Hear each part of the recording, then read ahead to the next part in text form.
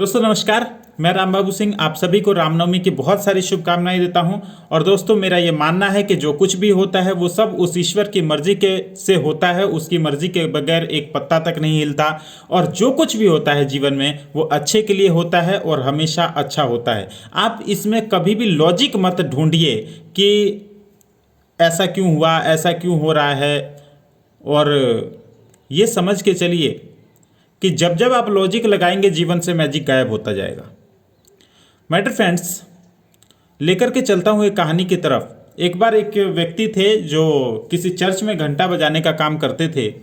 तो उनको एक बार चर्च में नियम आया कि इस पद के लिए जो योग्यता है वो 10वीं पास होनी चाहिए।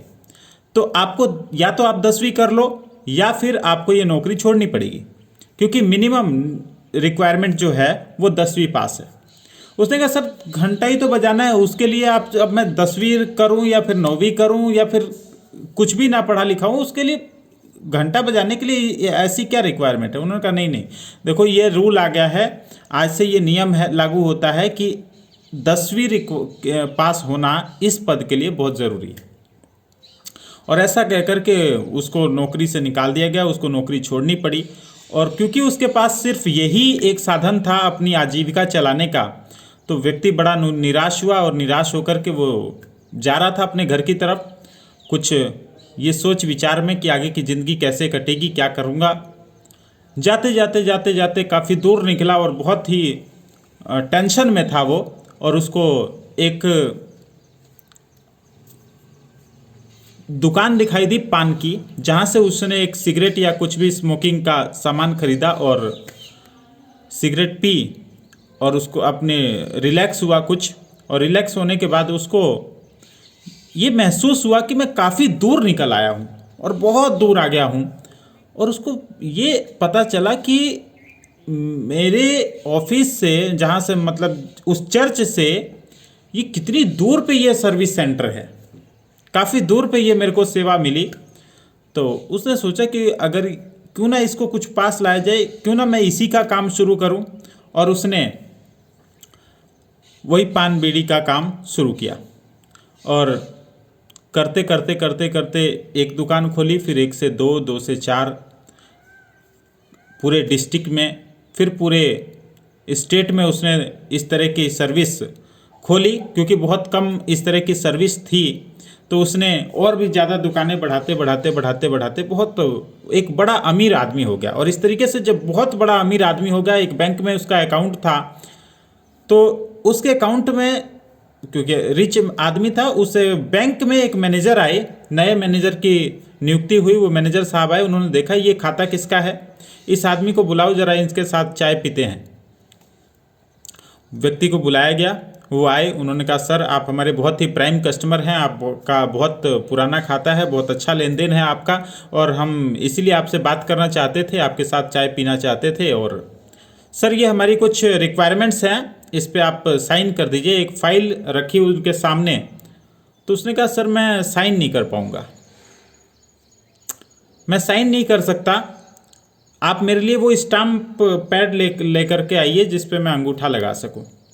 उसने कहा सर क्यों मजाक करते हैं, आप इतने बड़े आदमी हैं, इतना बड़ा रुतबा है आपका, इतने अमीर आदमी हैं, और आप क्यों ऐसा हो ही नहीं सकता, आप साइन ना करते हो।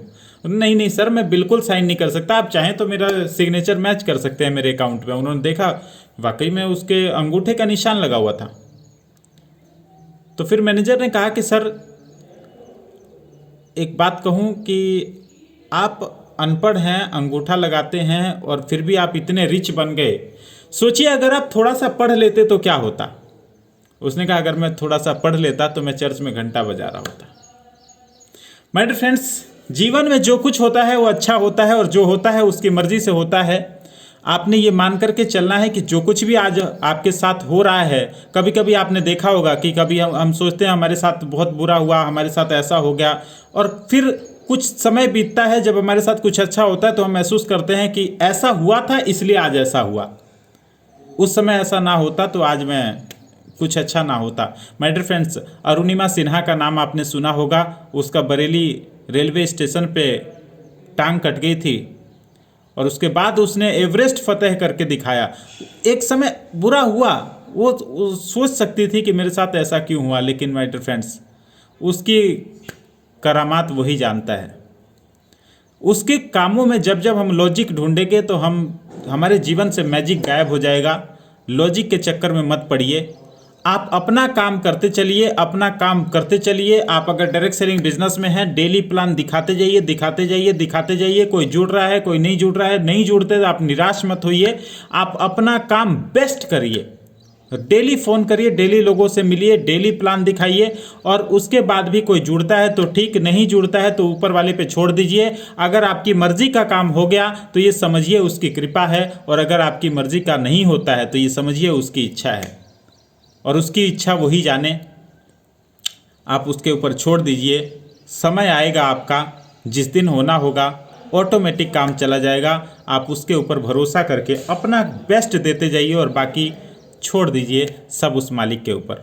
माय डियर फ्रेंड्स, जीवन में जितने भी लोग आए उन सब की परीक्षाएं ली गई हैं। जितने भी लोग अमीर बने हैं, चाहे वो बिल गेट्स साहब हों, चाहे वो अभी अरुणिमा सिन्हा की बात करी हमने, और इस तरीके से बहुत सारे उदाहरण। निक वुजिकिक का नाम आप लोग जानते हैं, जिनके ना हाथ है ना पैर हैं, फिर भी बहुत बड़े पेंटर और बहुत बड़े तैराक हुए। आज इतने सारे मोटिवेशनल स्पीचेस आप सुनते हैं। अब APJ अब्दुल कलाम साहब, जो कि नाविक के बेटे हुए और बहुत ही तकलीफ भरा उनका जीवन रहा। और माय डियर फ्रेंड्स, जब ऊपर वाला संपत्ति देना चाहता है ना, जब आपको बहुत बड़ी दौलत देना चाहता है, कुछ आपके जीवन में उसने बड़ा लिखा होता है, तो उसकी परीक्षा भी बहुत बड़ी होती है। भरोसा रखिए उसके ऊपर, भरोसा रखिए अपने आप के ऊपर, और लगातार लगातार अपने सपने को लेकर के, अपने ड्रीम को मत छोड़िए, मेहनत करते जाइए। समय आपका भी बदलेगा। धन्यवाद।